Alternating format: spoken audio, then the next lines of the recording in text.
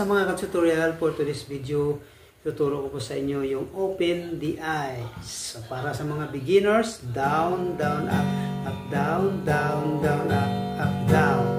Kung nahirapan ka pa po sa strumming na down, down, up, down, pwede niyo po gamitin ang down, down, down.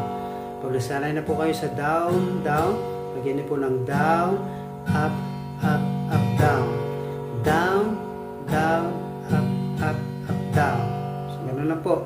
Pero kung hindi niyo po kaya, okay lang po yun. Dapat masipag lang po kayo mag-practice. So, ayan po. So, yung intro natin, meron tayong G, meron tayong D, meron tayong C, at balik sa D. So, key of G po ang ating gagamitin. So, simulan natin sa intro, tapos papasok tayo sa unang verse.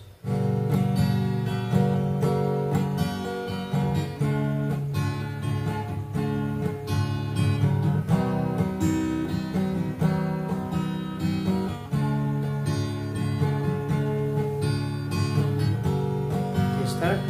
Open the eyes of my heart, Lord. Open the eyes. So, pagkatapos ng G, sa pangalawang open the eyes, nasa D na po tayo. Ang kasunod po niyan is C. Open the eyes of my heart, I want to see you. C. G, have to see you. Simple tayo.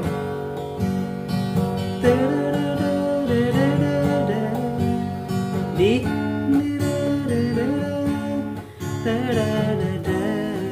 C,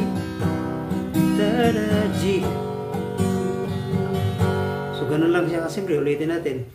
Open the eyes of my heart, Lord. D. Open the eyes. So, sa unang open the eyes, pangalawang open the eyes, sa D na po tayo. Sunod yan is C. I want to see you. Tapos G. I want to see you.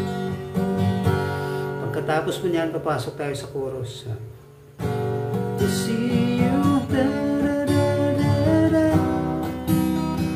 Da, da, da, da, da, da, da. Da, da, da, da, da, da. Da, da, da, da, da, da. Holy, holy, holy, I want to see you. So, ulitin natin. To see you, da, da, da, da, da. Da, da, da, da, da, da, da. Da, da, da, da, da, da, da. Da, da, da, da, da, da. Holy, holy, holy, I want to see you. So, yun lang po mga ka-tutorial. I hope na makuha niyo po at madali lang basic chord. God bless. Don't forget to subscribe and hit the notification. God bless.